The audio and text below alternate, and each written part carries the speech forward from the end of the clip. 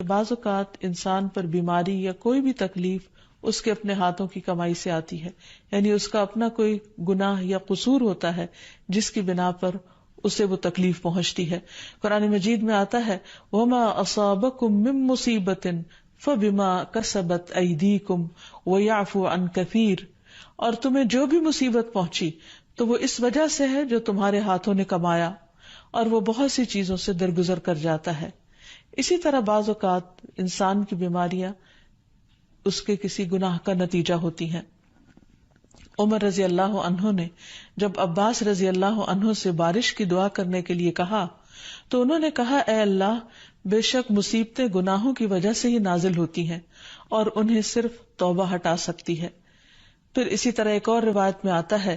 رسول اللہ صلی اللہ علیہ وسلم نے فرمایا جب بھی کسی رگ یا آنکھ کو نقصان پہنچتا ہے تو وہ کسی نہ کسی گناہ کی وجہ سے ہوتا ہے، لیکن جو تکالیف اللہ تعالیٰ ویسے ہی ٹالتا رہتا ہے وہ کہیں زیادہ ہو جاتی ہیں. پھر اسی طرح بعض بیماریاں انسانوں کے اعلانیہ گناہوں کی وجہ سے بھی ہوتی ہیں، جیسا کہ ایک حدیث میں آتا ہے جب کسی قوم میں بدکاری عام ہو جاتی ہے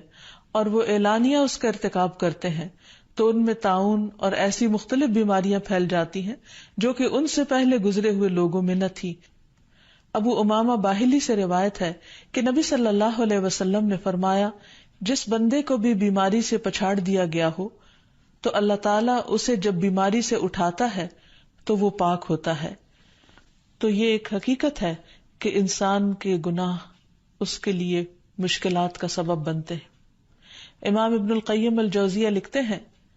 ان کی ایک مشہور کتاب ہے الداء والدواء، بیماریاں اور علاج، اس میں وہ کہتے ہیں کہ کوئی بھی گناہ ایسا نہیں کہ جس کے اثرات نہ ہوں. انسان سے چھوٹی یا بڑی جو بھی کوئی غلطی صادر ہوتی ہے اس کے نتیجے میں کچھ نہ کچھ اثرات اس کی زندگی پر ضرور پڑتے ہیں. ہاں اگر اللہ تعالیٰ معاف کر دے تو وہ اور بات ہے، ورنہ ہر گناہ کی ایک تاثیر ہوتی ہے، اور ان تاثیرات میں سے ایک چیز یہ ہے کہ انسان مختلف قسم کی بیماریوں میں مبتلا ہو جاتا ہے. اسی لیے ہم دیکھتے ہیں کہ جب انسان بیماری میں مبتلا ہوتا ہے تو اللہ تعالیٰ اس بیماری کو اس کے گناہوں کا کفارہ بنا دیتے ہیں. جیسے حدیث میں آتا ہے کہ جس مسلمان کو کانٹا چبھے یا اس سے زیادہ کوئی تکلیف پہنچتی ہے تو اللہ تعالیٰ اس کے ذریعے اس کے گناہوں کو اس طرح دور کر دیتا ہے جس طرح درخت سے اس کے پتے جھڑتے ہیں. تو اس سے ہمیں یہ پتہ چلتا ہے کہ بیماریوں کے آنے کے مختلف اسباب ہوتے ہیں. بیماری بہرحال جس بھی وجہ سے آئے، لیکن اصل چیز دیکھنے کی یہ ہے کہ مومن کا رویہ کیا ہے.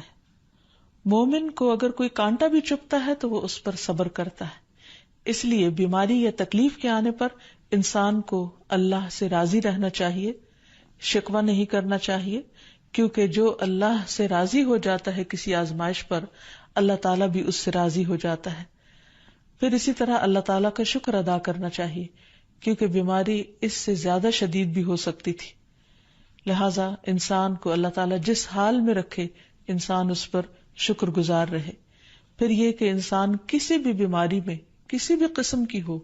اور زندگی کے کسی بھی حصے میں ہو اس میں مایوس نہ ہو، پر امید رہے کہ بیماری دور ہو جائے گی. پھر اسی طرح اگر بیماری طول پکڑ جائے تو انسان کو گھبرانا نہیں چاہیے، کیونکہ ہر گزرنے والا لمحہ انسان کے درجات میں اضافے کا سبب بنتا ہے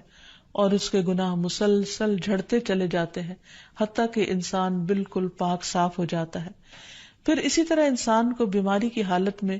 دوسروں سے شکوے شکایات نہیں کرنی چاہیے، کیونکہ بیماری اللہ کے اذن سے آتی ہے، اور جب انسان ہر ایک کے آگے رونے لگتا ہے تو گویا وہ اللہ تعالیٰ کا شکوہ کر رہا ہوتا ہے، جو چیز اللہ تعالیٰ کو پسند نہیں.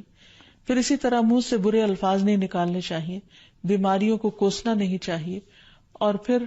ایسے الفاظ نہیں ادا کرنے چاہیے کہ مجھے لگتا ہے کہ اس بیماری میں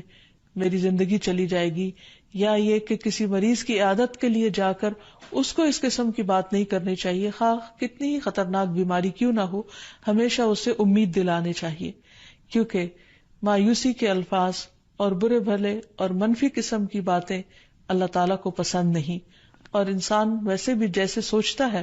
پھر اس کے ایکشن اس کے مطابق ہونے لگتے ہیں.